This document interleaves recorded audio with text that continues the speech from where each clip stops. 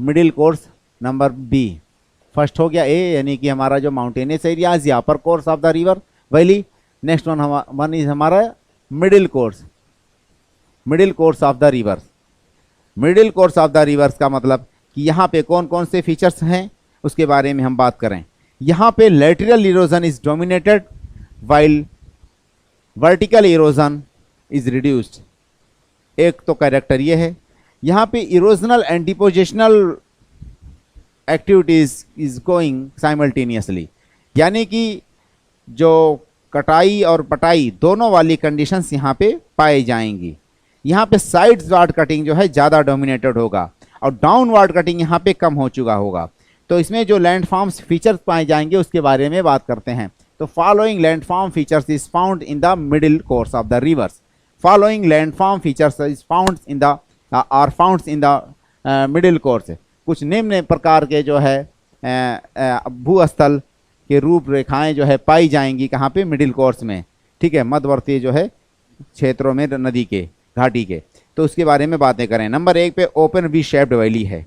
Number 1 पे features क्या है इसका, open V shaped valley. Next point हमारा जो है alluvial fan and alluvial cone. Alluvial fan and alluvial cone. Alluvial fan and alluvial cone. Next हमारा है flood plains and natural Levi.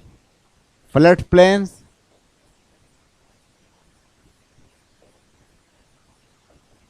And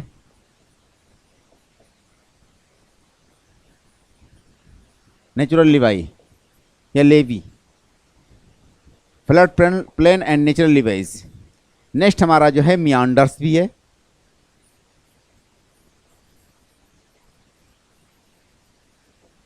एक हमारा ऑक्सबो लेक है जिसको हम लोअर कोर्स में पढ़ेंगे। इसमें भी बन जाता है लेकिन ज़्यादा उसी में बनता है। अब एक तरफ से open V shaped valley, alluvial fan यानी कि जलोढ़ पंख या अलुवियल कोन यानी कि जलोढ़ शंकु, फ्लड प्लेन यानी कि बाढ़ मैदान, नेचुरल लिवाई का मतलब प्राकृतिक तटबंध। नेक्स्ट हमारा जो है मियांडर्स यानी कि नदी विसर्प। तो ये नदी विसर्प, बाढ़ मैदान एंड प्राकृतिक तटबंध। उसके अलावा जो है जलोढ़ कोण एंड जलोढ़ शंकु। उसके अलावा ओपन वी शेप्ड वैली। अब इनके बारे में सिस्टमैटिक हम पढ़ते हैं हर एक के बारे में। तो नेक्स्ट नंबर 1 पे यहाँ से हम स्टार्ट कर दें।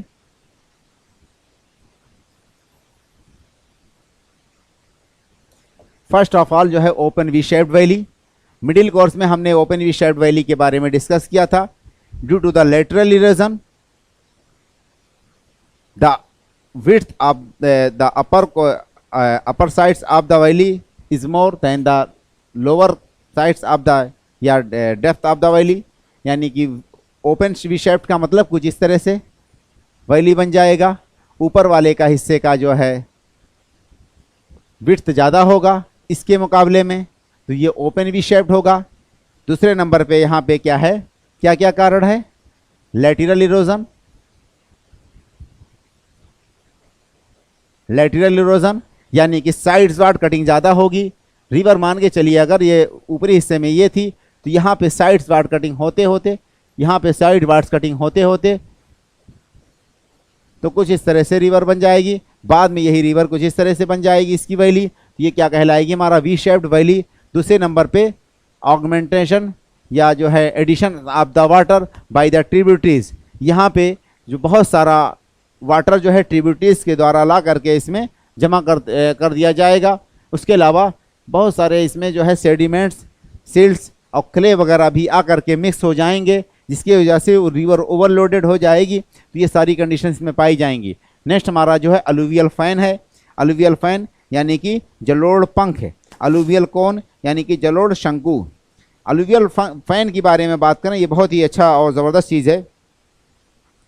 When reverse coming from the mountainous areas and enter in the plain areas, it discharges its load over the plain, over the foothill.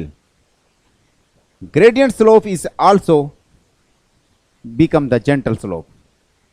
Another factors, the steepness is reduced and converted into gentle slope. Next one is the rivers become too much loaded, suspended with the sediments, dissolves of the sediments, dissolutions of the sediments.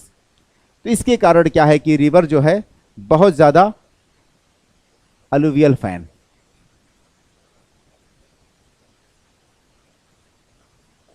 When rivers enter in the plain areas, they reach at the foothill of the mountainous areas. Its velocity is reduced. Slope gradients is also reduced. तो यहां पे क्या है, river inter इन plain areas या river reached at the foot hills of the mountainous areas. Next point क्या है, river is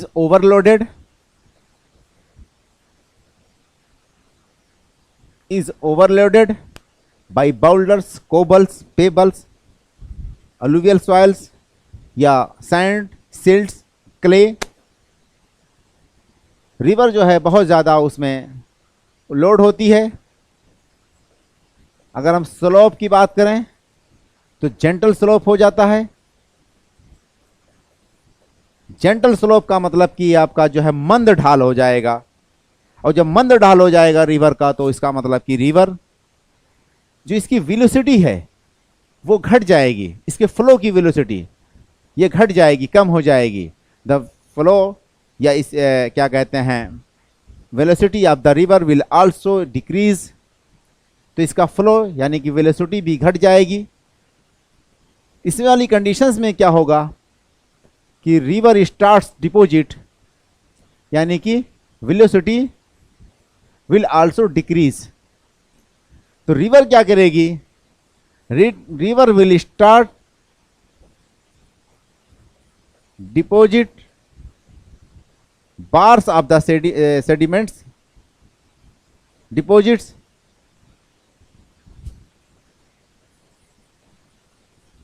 linear bars deposits. River will start deposit linear sediments, linear bars in its course, in its own channel या course.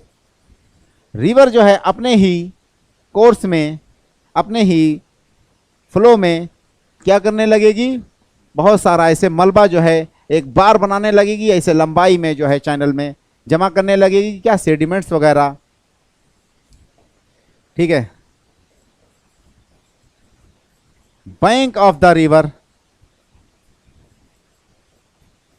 Will be sided apart या will be aparted a sides, यानी दूर होने लगेंगे, फैलने लगेंगे।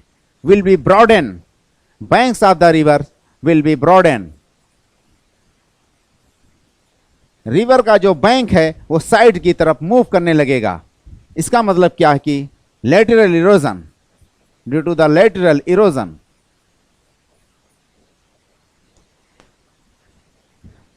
उसके बाद क्या होगा, जब रिवर में बहुत सारे ऐसे चैनल क्रिएट होने लगेंगे एंड स्टार्ट क्या कहते हैं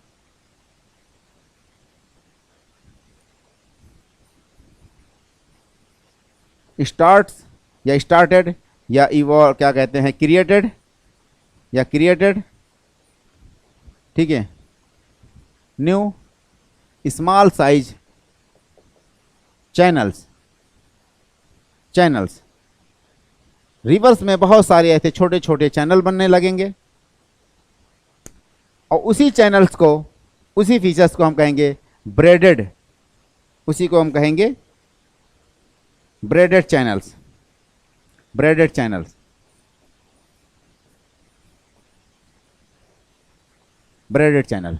मान लीजिए कि यह हिमालय है, यहां से गंगा निकलती है, जैसे ये फुट हिल पे पहुंचती है तो ये गंगा जब फुट हिल पे पहुंचती है तो यहां पे ऐसे बहुत सारे चैनल्स में ऐसे बहने लगती है।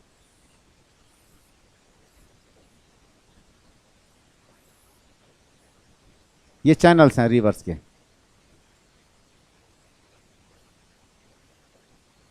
और finally these channels meet at a conjugate points and starts from a common outlets। यही रिवर के चैनल बाद में एक जगह पे, तो इसमें एक्चुअल कंडीशंस क्या होती हैं हमने क्या बताया, river inter in the plain areas. मान लीजिए ये गंगा है, ये प्लेन एरियाज में इंटर करती है, उसके बाद रिवर इज ओवरलोडेड, ये बहुत ज़्यादा सेडिमेंट्स, बाउल्डर्स, कोबल, सैंड्स इसमें मिल चुके होते हैं, ओवरलोडेड होती है। स्लोप जो है इसका जेंटल स्लोप हो चुका होता है, अब उतना ज़्यादा स्टीपनेस नहीं रहा, ढलान जो है मंद हो गया इसका। Star deposits linear bars in its on course. और ये जो है मान के चलिए कि कोई रिवर इस तरह से है, ऐसे रिवर एक फ्लो करती है, ये मान लीजिए रिवर का फ्लो है, तो यहाँ पे इसके कोर्स में ये सपोज दैट क्या है, ये एक बार बन गया किसका, सेडिमेंट्स का। ऐसे सेडिमेंट्स ऐसे लंबाई में इसमें डिपॉजिट हो गया। जब सेडिमेंट्स ये मान के चलिए या सैंड्स या सिल्ट्स या क्ले ऐसे लंबाई में डिपॉजिट हो गया तो रिवर क्या करेगी, उसका जो ये कोर्स है ये फर्दर ये ऐसे इधर से बहने लगेगी, ये कोर्स फर्दर इधर से बहने लगेगी। एक टाइम ऐसा आएगा कि रिवर्स में अगेन जो है यही वाला बार एक और ऐसे बन जाएगा, एक बार और ऐसे बन जाएगा, फिर नेक्स्ट पॉइंट्स पे इसी रिवर्स का ये कोर्स और ऐसे यहाँ पे बहने लगेगा, यहाँ पे बहने लगेगा, फिर इसमें ऐसे बार्स बनते रहेंगे, अलग अलग ऐसे बार्स बनते रहेंगे। कभी कभी ये बार्स आपस में ऐसे मिल जाएंगे और ये रिवर फिर इधर से रास्ता ले लेगी। तो क्या होगा कि ये बीच में समझिए कि ये बार्स हैं बने हुए, ये जो बीच वाला हिस्सा बार्स है और ये जो रिवर्स के अलग अलग चैनल्स बन गए, तो इसी को चैनल्स को हम डिस्ट्रीब्यूटीज कहते हैं। और इस वाली पूरी फीचर्स को कहा जाता है ब्रेडेड चैनल। क्या कहलाता है, ब्रेडेड चैनल। इसी को कभी कभार हम आइलैंड्स भी कहते हैं, जो ये चैनल ये बार्स बने इसी को हम आइलैंड्स कहते हैं। जैसे कि Majuli islands in Assam, largest riverine islands in the world is Majuli island in Assam. तो इसकी कंडीशंस क्या कहलाती है, ये एक मतलब प्रॉपर प्रोसीजर है जिसको ये फॉलो करती है।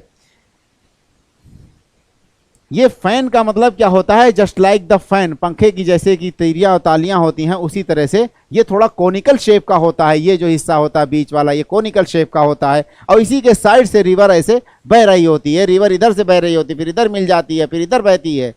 क्यों, क्योंकि बहुत सारा उसमें मलबा, बहुत सारा डिब्रिस, उसमें इतना ज़्यादा ओवरलोडेड रिवर हो चुकी होती है। और एकाएक बहुत ही हाइट से निकल करके रिवर जब प्लेन एरियाज में इंटर करती है तो बहुत सारा मलबा को डिपोजिट कर देती है। कभी कभी मलबे के बीच से जो डिपोजिशनल फीचर है, यानी कि जो ये बार बनाई उसी के बीच से रिवर फ्लो करने लगती है और एक चैनल उसका दूसरे साइड से फ्लो करने लगेगा।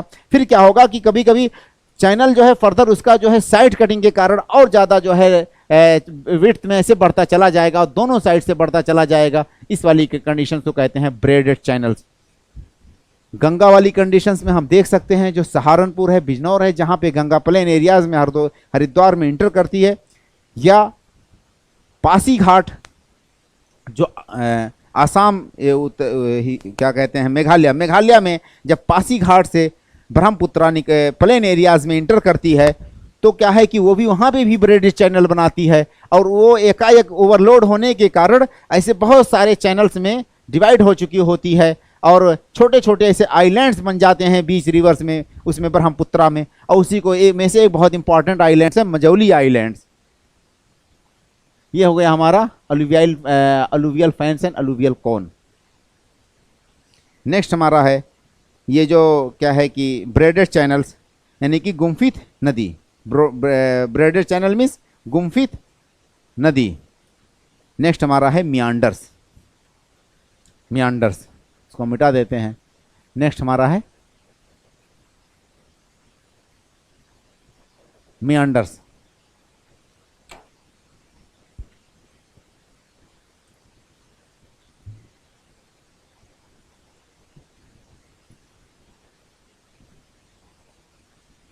मियांडर्स यानी कि नदी विसर्प,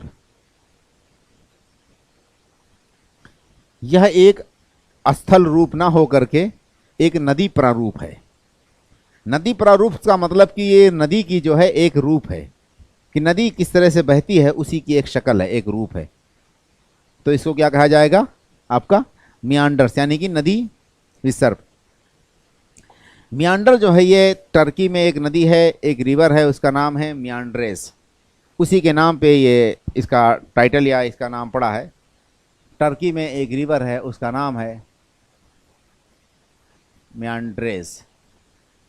मियांड्रेस टर्की की रिवर है, उसी रिवर के नाम पे इसका, इसे वर्ड्स का मतलब कि नाम आया। वेन मतलब कि due to the gentle slopes of the river flow या river course, due to the gentle slope of the river course, velocity of the river flow decreased and it's become very weak, यानी कि weak flow of the rivers या valley.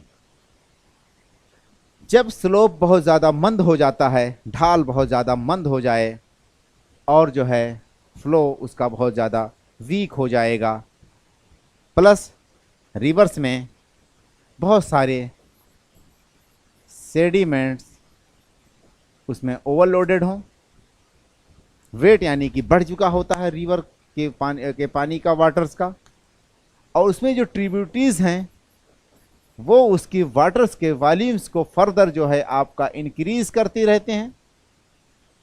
ये सारी conditions अगर होगी तो rivers could not flow in the straight linear form, it starts flowing in the wavy like conditions, wave like condition, जैसे सांप अपनी रास्ते में चलता है ऐसे रिवर फ्लो करने लगेगी। इसको मियांडर्स कहते हैं। ये मिडिल कोर्स में भी पाया जाता है, मोस्टली लोअर कोर्स में भी पाया जा सकता है मियांडर्स, ये दोनों कोर्सेज में पाया जाता है। लेकिन हम अभी ये बातें कर रहे हैं मनली मिडिल कोर्स में ही, क्योंकि ये ज़्यादा प्रीडोमिनेटली मिडिल कोर्स में होता है, क्योंकि इसमें वेलोसिटी जो है कम हो चुकी होती है, वॉल्यूम्स बहुत ज़्यादा इसमें जो है सस्पेंडेड मटेरियल्स, डिजॉल्व सेडिमेंट्स वगैरह काफ़ी हो चुके होते हैं, और जो है उसकी बहुत वाटर का वॉल्यूम भी बढ़ चुका होगा। तो रिवर्स क्या है, कोई भी रिवर्स अगर सपोज दैट इस तरह से फ्लो करती थी पहले स्टेट, तो उसमें थोड़ा इस तरह से वेव लाइक कंडीशन इस तरह से क्रिएट होगी, फिर ये इस तरह से बहेगी।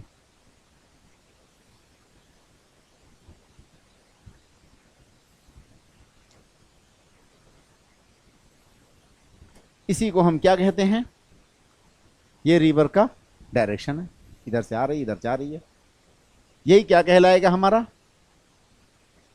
मियांडर्स कहलाएगा, यानी कि नदी विसर्प।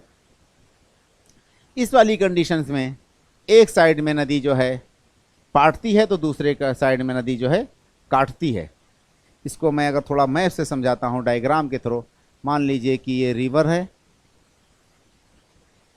पहले तो स्ट्रेट फ्लो करेगी, थोड़ा बहुत इसमें होगा वेव कंडीशन, लेकिन ज़्यादातर जिगजैग होगा हल्का फुल्का, लेकिन ऑलमोस्ट ये जो है प्लेन रहेगी यहाँ पे माउंटेनियस एरियाज़ में। लेकिन मिडिल कोर्स में क्या होगा, ये जब सस्पेंडेड हो जाएगी बहुत ज़्यादा,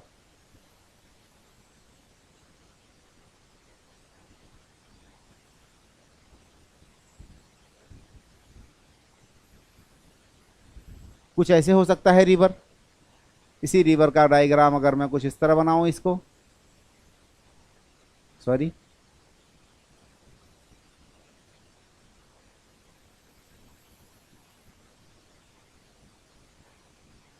सॉरी अगेन,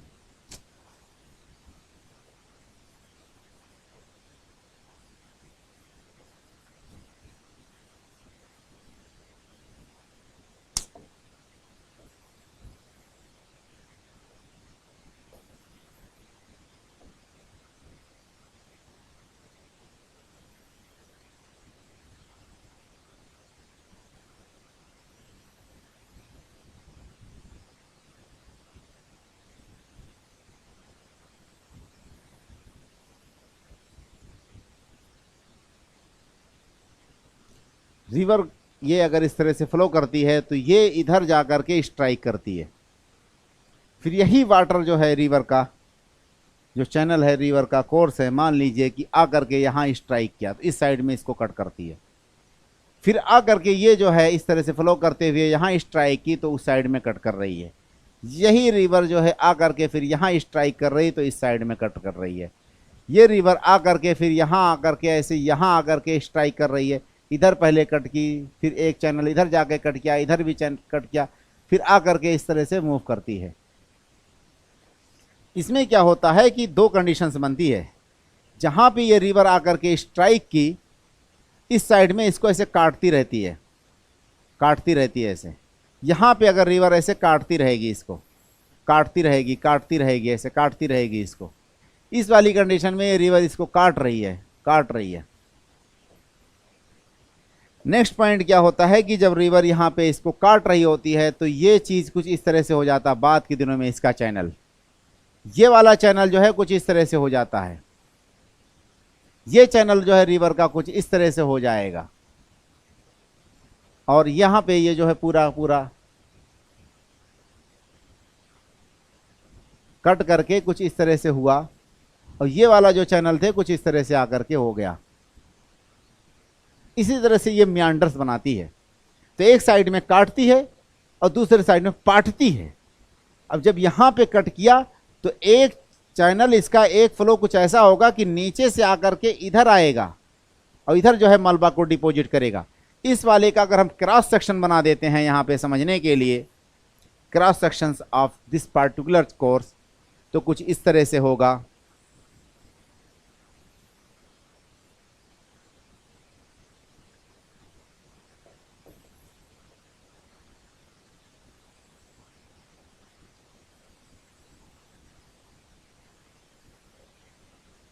कुछ इस तरह से होगा। जो ये यहाँ पे जो आकर के स्ट्राइक की रिवर, ये वाला हिस्सा जो स्ट्राइक कर रही है, यहाँ पे जो ये काट रही है, यहाँ पे जो जाकर के रिवर इस तरह से काट रही है, तो ये वाला हिस्सा ये है। और दूसरा वाला जो नीचे से अंदर से एक मलबा जो कटिंग हुआ इधर आकर के डिपॉजिट होगा, यहाँ पे डिपॉजिट होता रहेगा ऐसे मलबा। ये कटिंग होता रहेगा इस साइड में और इधर डिपॉजिट होता रहेगा। कहाँ से? एक चैनल का ही एक ऐसे फ्लो जो है, एक करंट ऐसे नीचे से बह करके आएगा। तो यहाँ पे रिवर जो है आकर के ये कटिंग वाला है तो ये इरोजनल होगा। ये क्या होगा? ये इरोजन होगा यहाँ पे। और यहाँ पे आकर के मलबा ऐसे रिवर का आकर के ऐसे डिपॉजिट होता रहेगा। तो ये क्या हो जाएगा? हमारा डिपोजिशनल हो जाएगा। ये डिपोजिशन साइड हो जाएगा रिवर्स का। ये क्या कहलाएगा? हमारा स्लिप ऑफ। ये क्या कहलाएगा? हमारा क्या कहते हैं? क्लिफ, यानी कि तीव्र कगार। ठीक है, क्लिफ यानी कि ये क्या बना रही है यहाँ पे? क्लिफ। क्लिफ का मतलब कि तीव्र कगार, erosional side. Under cutting concave bank, यहां पे क्या है? अंडर कटिंग और कॉनकेव बैंक है।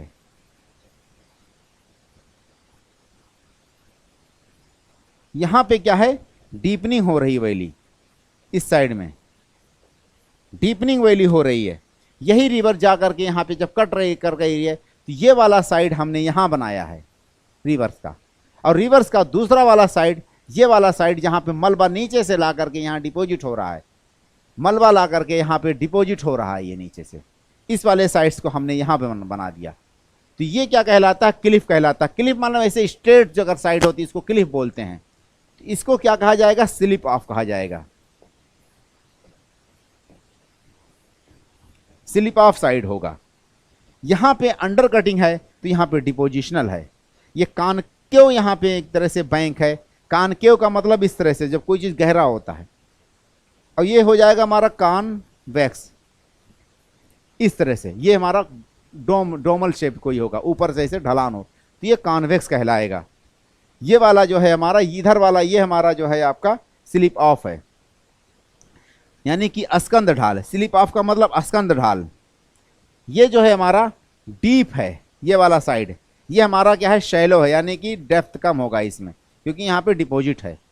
तो इस वाली कंडीशंस को when river flow in the plain areas it's moving in a wave like conditions known as the meanders.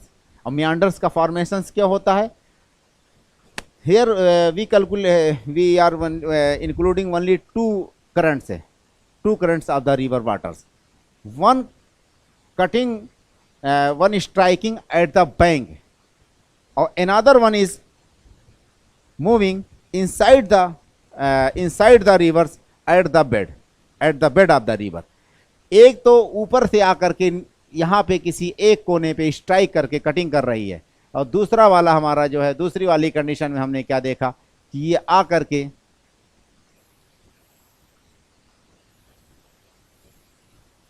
दूसरी वाली कंडीशन में हमने क्या देखा कि ये आकर के इसी मलबे को यहाँ पे आकर के यहाँ पे कटिंग की है, और नीचे से एक ऐसे धारा अलग से एक ऐसे करंट फ्लो करेगी जो इसी मलबा को ला करके यहाँ डिपॉजिट कर देगी। यानी कि रिवर्स आकर के यहाँ पे जब कट करती है, यहाँ पे कट करती है, तो यही नीचे से आकर के मलबा, ये नीचे वाली जो एक अलग धारा करंट बहेगी जो आकर के यहाँ डिपॉजिट करती रहेगी दूसरे साइड में, इसी को स्लिप ऑफ कहा जाएगा। अगेन ये इस तरह से समझ लीजिए।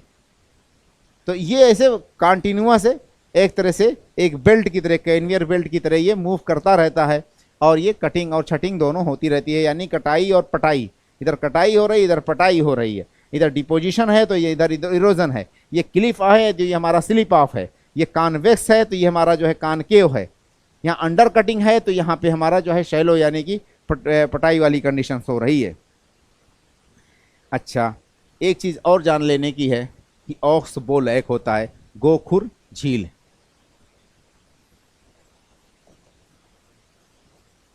जो टॉप यानी कि जो खुर पैर होता है किसी भी जानवर का, यानी कि ऑक्स यानी कि काऊ या इस तरह के एनिमल्स के, तो उसका कहीं अगर गीली ज़मीन पे, कहीं नम वाली मिट्टी पे जब उसका पैर पड़ता है तो उसका आकार या शेप कैसे होता है? कुछ ऐसे ही होता है, कुछ इस तरह से होता है, क्योंकि एक साइड में थोड़ा उसका उठा रहता है। ये पिछला वाला अगर साइड हम देखते हैं तो ये इसका थोड़ा सा उठा रहेगा, और आगे की साइड में ही ज़्यादा ये जो है ज़्यादा कटिंग होती है। तो इस तरह से आकार का कोई अगर रूप का कोई चीज़ बन जाती है तो उसको क्या कहा जाता है? गोखुर यानी कि ऑक्स बो लैक। इस वाली कंडीशन में होता ये है कि रिवर्स जब फ्लो करती है, ये रिवर देखिए कि ये फ्लो कर रही है अपना, ये डा करके यहाँ स्ट्राइक कर रही है, तो रिवर एक तो ये आकर के यहाँ पे वाटर का कट कर रही है, तो ये कट करती रहती है, ऐसे कट कर रही है। इधर वाला ये वाटर जो है इधर आकर के इसका चैनल कट कर रहा है, ये कट कर रहा है, कट करते दोनों साइड से कटिंग हो रही है, दोनों साइड से कटिंग हो रही है। ये पानी जो है, ये कोर्स में जो चैनल है रिवर का, ये आकर के यहाँ स्ट्राइक करता है, फिर आकर के इधर स्ट्राइक करता है, फिर आकर के इधर स्ट्राइक करता है। तो इस साइड में काटता है, यहाँ ला करके इधर काट करके यहाँ पाट दिया, यहाँ वाला जो कटिंग किया होगा तो इसको लाके यहाँ पाट रहा होगा। ठीक है, तो यहाँ पे पटाई हो रही है, इधर कटाई कर रही है, तो यहाँ पे कटिंग करते करते करते करते, और इस साइड में जो रिवर आई इधर कटाई करते करते करते एक टाइम आएगा ऐसा कि ये जो है चैनल इससे मिल जाएगा ऐसे, और ये वाला चैनल इससे मिल जाएगा। फाइनली क्या होगा?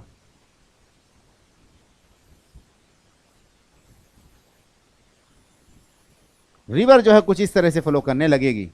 यही रिवर फाइनली क्या होगा कि ये कुछ इस तरह से फ्लो करने लगेगी, और ये हिस्सा अलग हो जाएगा, और यहाँ पे ऐसे एक बैंक बन जाएगा, और ये पूरा का पूरा वाटर तो इसमें रहेगा ही। इस वाली कंडीशंस को क्या कहा जाएगा? इसको क्या कहा जाएगा? ऑक्स बो लैक कहा जाएगा। दोबारा हम समझा सकते हैं कि अगर ये रिवर इस तरह से यहाँ कटिंग कर रही है, यही रिवर, ये जो इसका वाटर है, ये आकर के यहाँ पे इससे स्ट्राइक कर रहा है बार बार, दोनों साइड में ऐसे कटिंग करते करते करते एक टाइम ऐसा आएगा कि ये रिवर का कोर्स इससे मिल जाएगा, ये वाला इससे मिल जाएगा, और जो है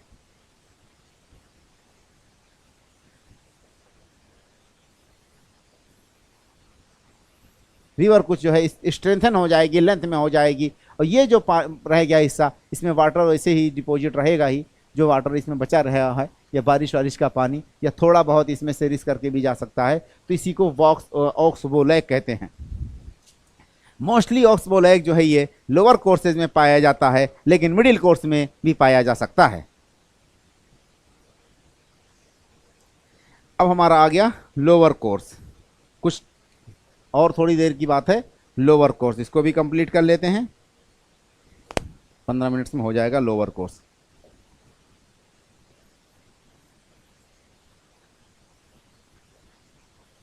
लोअर कोर्स। लोअर कोर्स में क्या होता है कि स्लोप फुल्ली जेंटल हो चुका होता है, वेलोसिटी एकदम ख़त्म हो चुकी होती हो। जो रिवर का कोर्स चैनल है ये और ओशन सरफेस जहाँ पे वो वाटर डिस्चार्ज करती है रिवर, दोनों की हाइट ऑलमोस्ट इक्वल हो चुकी होती है। तो आगे फ्लो करने के बजाय रिवर इधर उधर ऐसे बल्ज होने लगती है, कभी इधर फ्लो करके ऐसे ऐसे, तो ये बहुत सारे चैनल्स में इसमें डिवाइड होने लगती है। उसके अलावा इसमें बहुत सारे सस्पेंडेड मटेरियल्स होते हैं, ओवरलोडेड होती है रिवर, अच्छे खासे ट्रिब्यूटरीज आकर के इसमें मिल चुके होते हैं, तो इसकी स्पीड फर्दर जो है ये वो रिड्यूस हो चुकी होती है, क्योंकि ढाल जो है मंद हो चुका होता है, फुल्ली ख़त्म हो चुका होता है। इस वाली कंडीशन में हम कह सकते हैं कि vertical erosion is fully seized.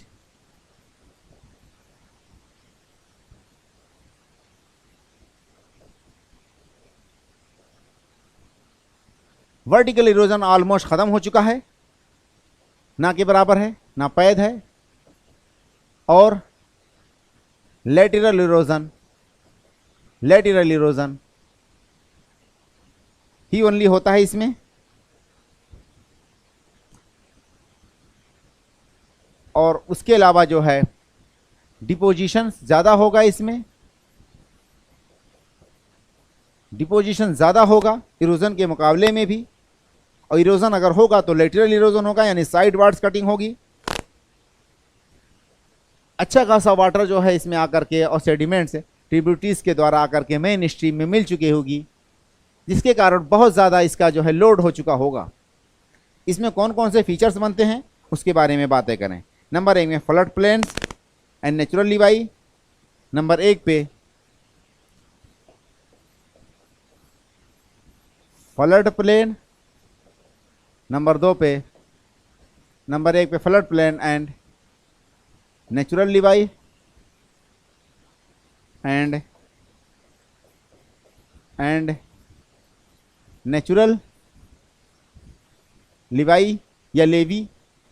Next number पे हमारा oxbow lake. Oxbow lake actually इसी की कंडीशन है लोअर कोर्स की, हमने मिडिल में इंक्लूड कर लिया समझाने के लिए, क्योंकि वहाँ समझाने में आसानी होगी, डायग्राम बना लिया था इसीलिए।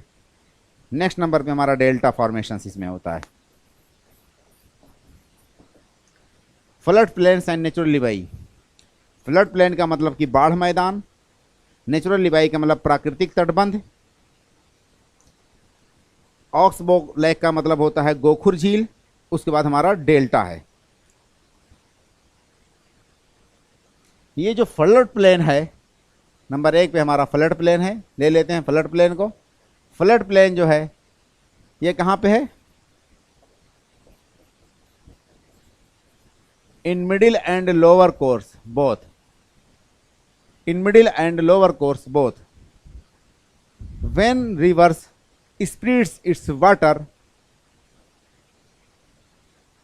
in the surrounding areas of the river course regularly, alternately, or after a gap of some years, known as the area flood plains।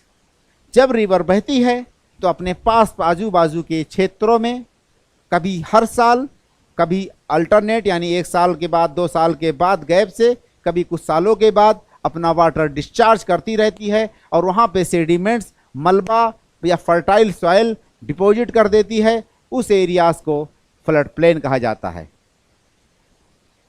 When river flow from A plain areas it spreads it's water and sediments in the surrounding areas regularly और alternately or after certain gap of the years during the wet season। जब नदी बहती है तो अपने आसपास के क्षेत्रों में पानी और मिट्टी या फर्टाइल सॉइल डिपॉजिट कर देती है, और वहाँ पे एक तरह से समतल हिस्सा बन जाता है, उसी को हम फ्लड प्लेन कहते हैं। फ्लड प्लेन 2 तरह के हो सकते हैं, active flood plain, inactive flood plain. Active का मतलब होता है जब रिवर हर साल आसपास के एरियाज को रिचार्ज करती है, और उसके वाटर का एक्सटेंशन या फैलाव जहां तक होगा और रेगुलर होना चाहिए, उसी को हम एक्टिव फ्लड प्लेन कहेंगे। एक्टिव फ्लड प्लेन पे ऑटोमेटिक नेचुरली एक उस पे बांध या बैंक बन जाता है, उसी को हम नेचुरल लीवाई कहते हैं। नेचुरल लीवाई का मतलब होता है हमारा तटबंध। तो नेचुरल लिवाई क्या है? Depositions of the sediments along the river banks during the flood season, जब अपने आप प्राकृतिक रूप से नदी के दोनों किनारों पे मलबा कुछ इस तरह से जमा हो जाए कि उसके बैंक को, उसके जो है किनारे को बनाए, कब? जब फ्लड का सीजन होता है तब, उसी को हम नेचुरल लिवाई कहते हैं। मान लीजिए कि कोई रिवर है, इस तरह से रिवर का हमने एक कोर्स बनाया, इस तरह से मान लें यहां पे रिवर जो है अपने आप हर साल ऐसे आकर के मलबा आकर के डिपॉजिट करेगी, ऐसे यहां पे आकर के डिपॉजिट करेगी। ये जो मलबा आकर के यहां पे डिपॉजिट कर रही है और इसकी हाइट थोड़ी सी ऐसे लंबाई में उसके किनारे किनारे ऐसे रहेगा, जिसको हम जो है बैंक कहते हैं, यानी कि नेचुरल लिवाई कहेंगे। यहाँ पे फ्लड का पानी हर साल पहुँच रहा है, इसको आपका एक्टिव फ्लड प्लेन कहा जाएगा।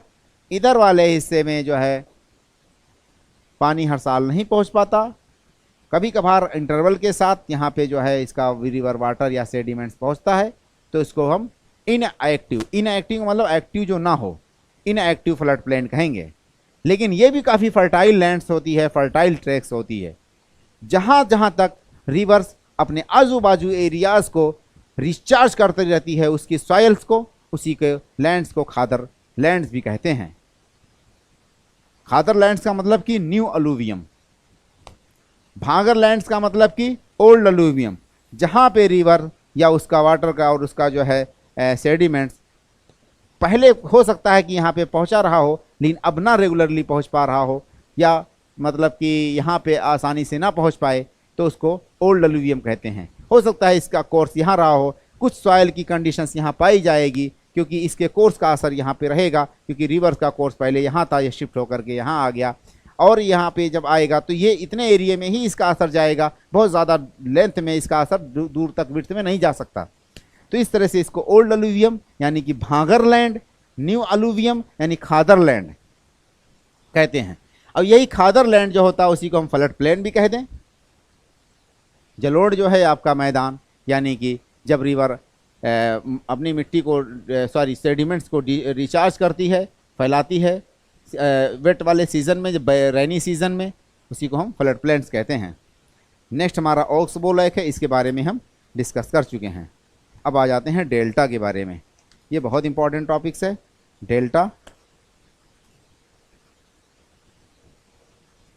डेल्टा जैसे अभी हमने पढ़ा था जलोढ़ पंख, अलूवियल फैन, अलूवियल फैन की ही एक रूप डेल्टा है।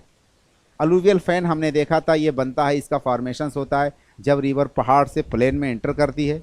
डेल्टा का फॉर्मेशंस कहाँ होता है? जब रिवर ओशन में अपना वाटर डिस्चार्ज करने वाली होती है, तो उस समय पे जो फॉर्मेशंस होता है, जो रूप इसका बनता है, उसी को हम डेल्टा कहते हैं। लेकिन उसी से मिलता जुलता ही एक रूप ये भी है।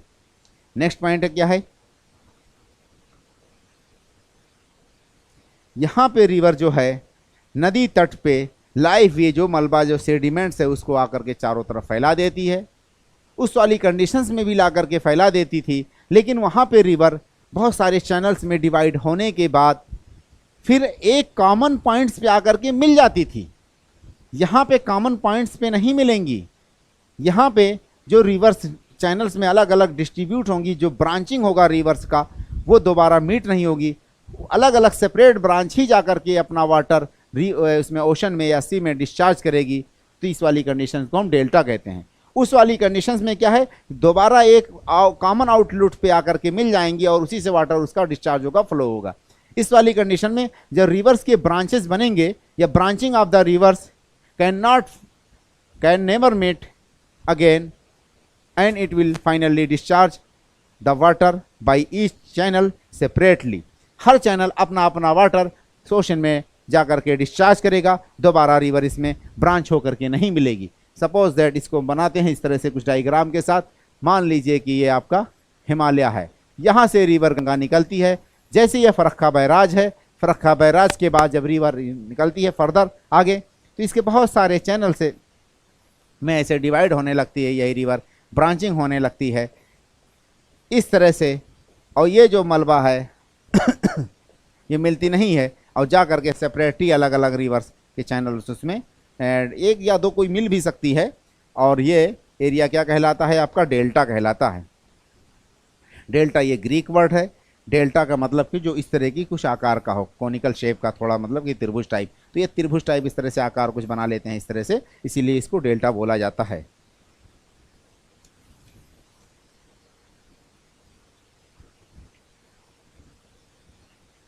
जो कंडीशंस हमने बातें की थी मिडिल कोर्स में, लमसम उसके भी यही हैं कि here again velocity is reduced या zero and slope gradients is nominal, बहुत कम होता, ना के बराबर। उसके अलावा sediments, silts and clay is overloaded, suspended and dissolve in the river water. उसके अलावा नेक्स्ट पॉइंट इसमें हमारा हो जाएगा कि enormous tributaries meeting with the main streams and water swelled of the main stream after meeting of the several tributaries. Next point, जब reverse में का स्लोप घट जाए, ना के बराबर हो जाए, और उसका स्लोप रिवर का जो अपना चैनल है उसका कोर्स और ओशन जिसमें उसका वाटर डिस्चार्ज होना है, दोनों की हाइट इक्वल हो जाए ऑलमोस्ट, रिवर प्लस ओवरलोडेड हो सेडिमेंट और उससे क्या कहते हैं मलबा से या उसके जो है बहुत सारे डिब्रिस से। उसके अलावा इसमें बहुत सारे ट्रिब्यूटरीज आकर के मिल जाएं और इसमें पानी जो है कि वॉल्यूम्स बहुत ज़्यादा हो जाए, तो रिवर क्या होगा, start branching into several channels. तो रिवर बहुत सारे ब्रांच में डिवाइड होने लगेगी, बंटने लगेगी। इसी ब्रांचिंग्स को हम क्या कहेंगे, और एक पार्टिकुलर फीचर्स बनाएगी उसको, इन ब्रांचिंग्स को कहा जाता है। ये जो ब्रांचिंग हुई, जो चैनल्स बने, इसी को क्या कहा जाता है, डिस्ट्रीब्यूटरीज कहा जाता है। डिस्ट्रीब्यूटरीज जो एक पार्टिकुलर फीचर्स बन करके आया, इसी को हम डेल्टा कहते हैं, इसी को हम डेल्टा कहते हैं। अब नेक्स्ट पॉइंट हमारा क्या है कि ये डेल्टा सारे रिवर्स में बनता है या कुछ पार्टिकुलर रिवर्स में बनता है, सभी रिवर्स में डेल्टा क्यों नहीं बनता, उसके क्या क्या कारण हैं। तो नेक्स्ट हमारा टॉपिक्स है conditions required for the formation of the delta.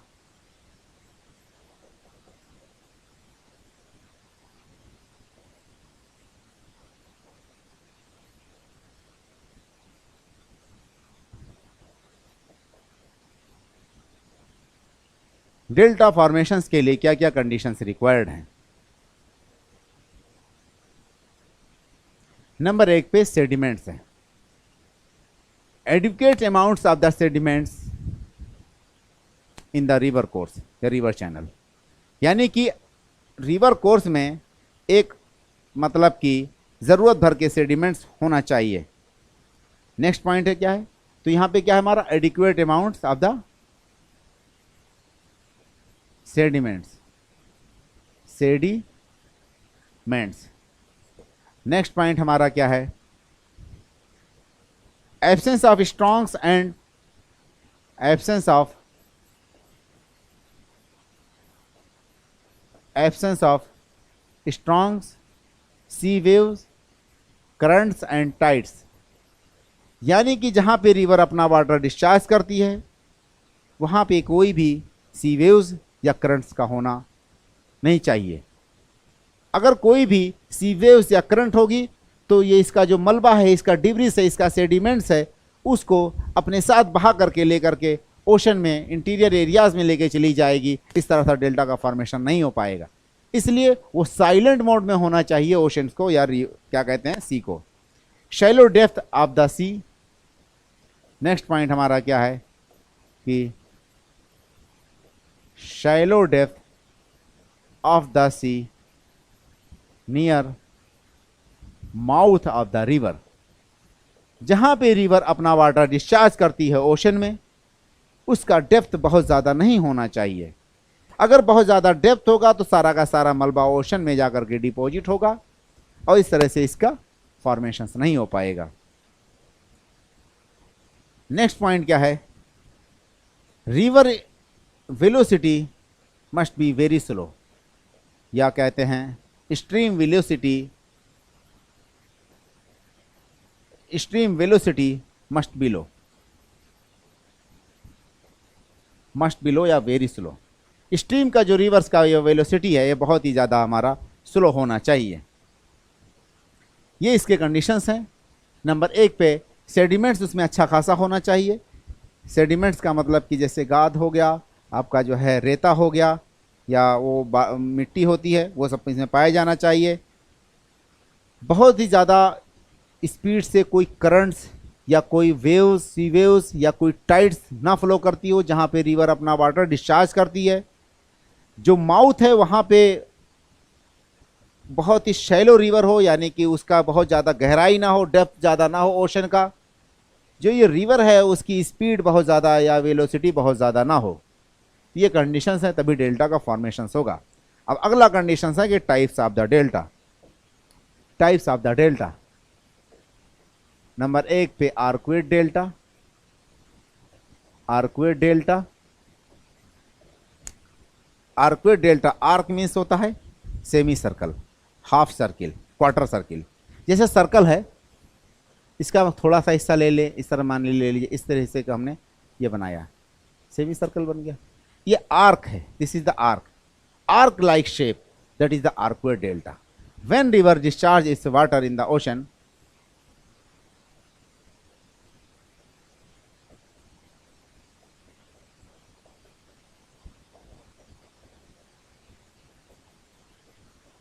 तो ये क्या है, ये देखिए ये वाला जो है एक तरह से आर्क बन गया, ठीक है, तो आर्क्वेट डेल्टा हो गया ये।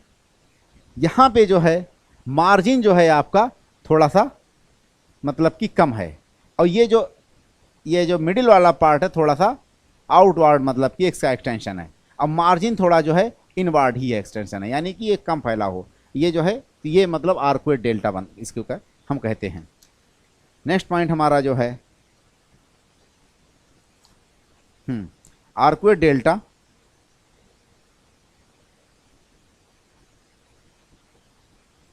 तो इसमें क्या है, मिडिल पार्ट या middle portion is extended toward the sea while margin is narrow.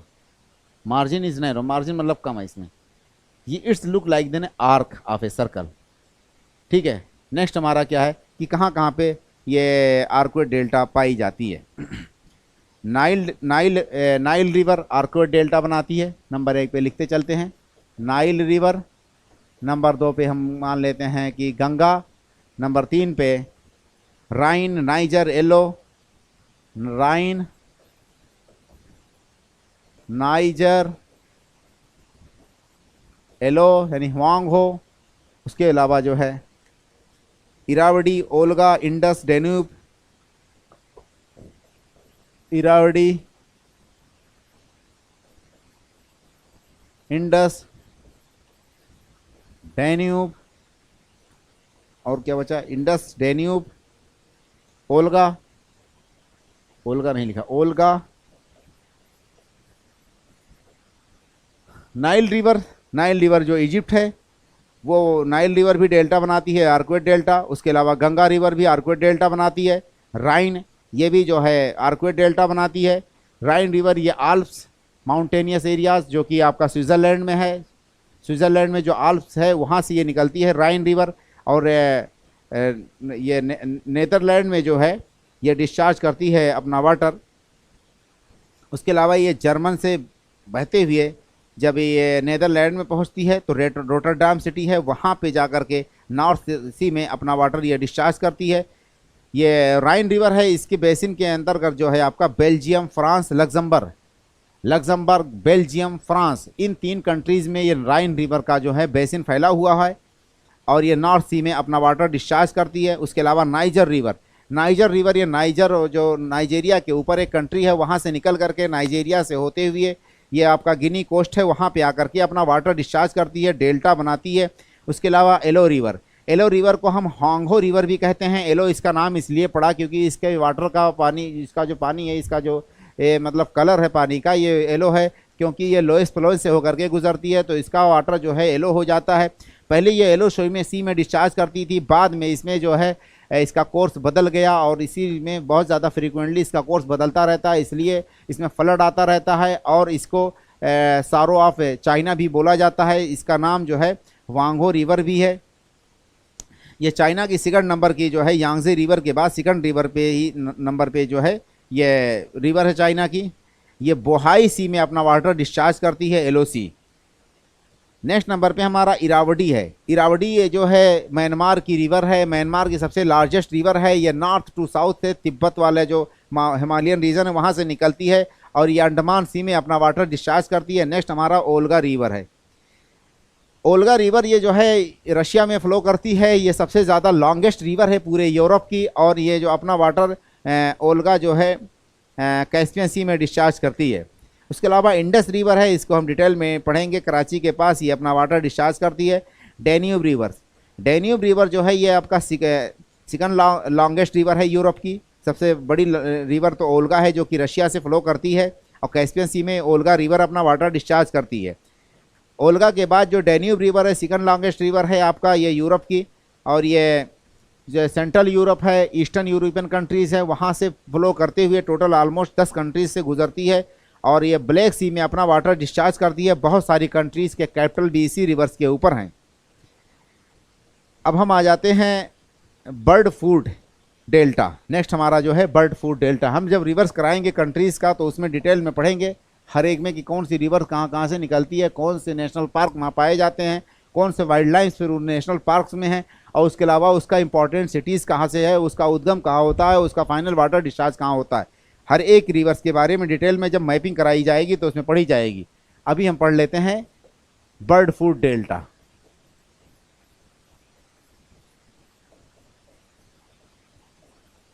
Bird food delta का मतलब कि it's look like the bird food, यानी कि मिसिसिपी रिवर है, मान लीजिए ये है, ये अपना वाटर जब डिस्चार्ज करती है तो कुछ इस तरह से इसके जो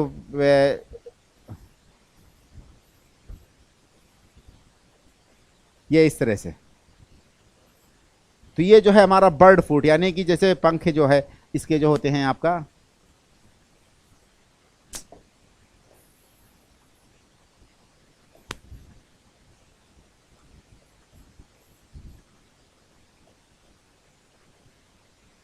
ये मिसिसिपी रिवर है जो कि यूएस में बहती है और ये आकर के जो है बर्ड फूड डेल्टा बनाती है। ये जो है गल्फ ऑफ मैक्सिको में अपना वाटर डिस्चार्ज करती है और जो यानी कि किसी भी पक्षी का जो पैर होता है उसकी तरह से इसका कुछ वो होता है। बर्ड फूड और इसमें दोनों में अंतर यही होता है कि जो बर्ड फूड होता है उसमें जो सेडिमेंट्स होता है बहुत ही फाइन ग्रेन्स का होता है, जबकि या आपका जो आर्क्वेट डेल्टा है, आर्क्वेट डेल्टा का जो सेडिमेंट्स है बहुत ही ज़्यादा जो है बड़े दाने का होता है इसके कंपैरिजन में।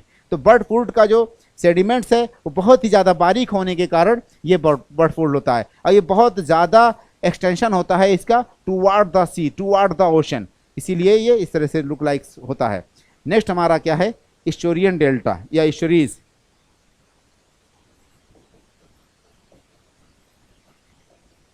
इस्टोरियन डेल्टा या इस्टोरीज, जब रिवर्स सी से मिलती है तो सी वाटर जो है उसके माउथ को चौड़ा कर दे, सी वेव्स, टाइड्स या ocean currents and ocean water gushing down inside the river course या inside the mouth of the river course. जब रिवर आकर के किसी ओशन से मिलती है तो ओशन जो है का वाटर या ओशन करंट या टाइड, उसका पानी रिवर कोर्स के अंतर्गत अंदर मुंह में घुस करके उसको कटिंग डाउन करने लगे तो उसी को इस्टोरीज कहा जाएगा। मान लीजिए ये हमारा जो है ताप्ती रिवर है, ताप्ती रिवर कुछ इस तरह से आकर के यहाँ पे फ्लो करती है। ये जो है ओशन वाटर इसके अंतर्गत ऐसे घुस जाए तो इसको कुछ इस तरह से डिज़ाइन कर दे, ये जो है इस तरह से कुछ हो जाए और बाद में ये फिर जो है नेविगेशन के लिए यूज़ करने किया जाने लगे तो इसी को क्या कहा जाएगा, इसी को हम कह सकते हैं आपका इस्टोरीज। जैसे कि ताप्ती रिवर हो गई मिसाल, अमेजन रिवर हो गई आपका, जहाँ से इक्वेटर गुजरता है उसी के माउथ के ऊपर से, तो ये सारे के सारे जो है इस्टोरीज कहलाते हैं। इस वाली कंडीशंस में क्या है, अगर कोई सेडिमेंट्स आएगा भी तो ये रिवर, ये जो इसका ओशन का वाटर से इसको फ्लो करके ऐसे बहा करके लेकर के चला जाएगा, इसलिए यहाँ डेल्टा का फॉर्मेशन नहीं होगा बल्कि इसको एस्चुरीज कहा जाएगा। तो इसमें वाटर जो है gushing down inside the mouth of the river course, और इसके अंतर्गत ये काफ़ी इसको चौड़ा कर देता है। यहाँ पे नेविगेशन यानी कि जो है स्टीमर्स वगैरह चलने लगते हैं। कब? जब टाइड आता है तो लोग अपना शिप लेकर के या स्टीमर लेकर के, क्योंकि उसमें एनर्जी कम यूज़ होगी, अंदर तक चले जाते हैं, और जब टाइड वही वापस होता है तो उसी के साथ वापस आ जाते हैं। तो इस तरह से यहाँ पे यूज़ होने लगता है आपका नर्मदा रिवर्स में। इसकी एस्चुरीज की अगर हम बात करते हैं, mouth of the river submerged under the marine water, ठीक है, या mouth of the rivers is submerged in the marine water, या cutting down of the mouth of the rivers and broadened by the sea waves, ocean currents and tides, and removal of the sediments by the sea waves and the ocean currents. Next हमारा क्या है? Mackenzie, Vistula, Elbe, Ob, Seine, Hudson, ये important river है जो कि आपका estuaries बनाती हैं, और अमेज़न रिवर भी एस्चुरीज बनाती है। अब इसमें देखिए मैकेंजी रिवर बताया मैंने, मैकेंजी रिवर जो है ये आपका कनाडा में ग्रेट स्लेव लेक है, शायद वहाँ से निकलती है और जाकर के ये आर्कटिक ओशन में बिफोर्ड सी है, वहाँ पे अपना वाटर डिस्चार्ज करती है Mackenzie river. Vistula river, Vistula river ये आपका पोलैंड से निकलती है, बाल्टिक सी में अपना वाटर डिस्चार्ज करती है। नेक्स्ट हमारा जो है इल्ब रिवर, ये भी एस्चुरीज बनाती है। इल्ब रिवर जो है आपका चेक गणराज्य यानी कि सिजेक रिपब्लिक जो है वहाँ से निकलती है, जर्मन से फ्लो होते हुए ये जो है नॉर्थ सी में अपना आकर के इल्ब रिवर वाटर डिस्चार्ज करती है, ये एस्चुरीज बनाती है। ओब रिवर, ओब लीना, ये जो भी हैं सारे के सारे जो है रशिया से फ्लो करती हैं और ये अपना ये एस्चुरीज बनाती हैं। सीन रिवर, सीन जो है सीन रिवर, सीन रिवर ये पेरिस सिटी इसी के ऊपर है और ये इंग्लिश चैनल में अपना वाटर डिस्चार्ज करती है, और ये जो है फ्रांस से बहती है और ये भी एस्चुरीज बनाती है। हडसन रिवर, हडसन बे भी है जो कि कनाडा में पड़ता है, लेकिन हडसन रिवर है जो कि न्यूयॉर्क सिटी के पास से ही अपना वाटर डिस्चार्ज करती है। गोया न्यूयॉर्क सिटी इसी रिवर पे है और ये अटलांटिक ओशन में अपना वाटर डिस्चार्ज करती है। अब हम यहीं पे एंड करते हैं, हमारा ये टॉपिक कंप्लीट हो गया। अगला टॉपिक हमारा जो रहेगा वो है underground water flow. Okay bye, all the best.